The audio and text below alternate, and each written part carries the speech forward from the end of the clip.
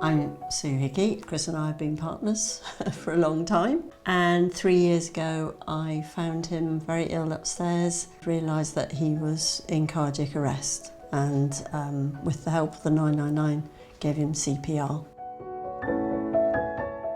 I became aware of this strange noise in the house because it was completely quiet, and I shouted up to Chris, who was in bed asleep, and I suddenly thought, oh my God, it's Chris.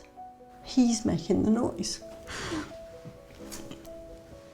I got on the phone and they told me what to do. After I knew he was safe, he was in hospital, in a coma, hundreds of doctors and nurses and the best care possible, then I started to feel it in terms of my own response. Because I did CPR on Chris, I think my body just didn't know what to do. So for example, on one of the nights I had what I now know is a full-blown panic attack.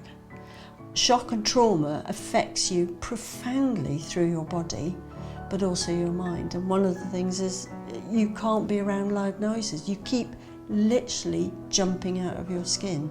So if the door slammed, I would have a disproportionate reaction.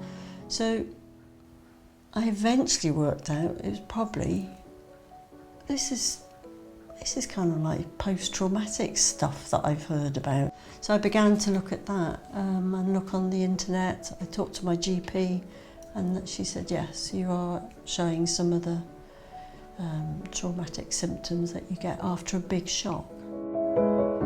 So what I did, I put together a program of things, and I knew what would help was being outside. Meditation, I took that up, never done it before. Got online, got an app on my phone, started doing it every day. Breathing exercises, good quality food, and also talked to people about it, found people who would listen.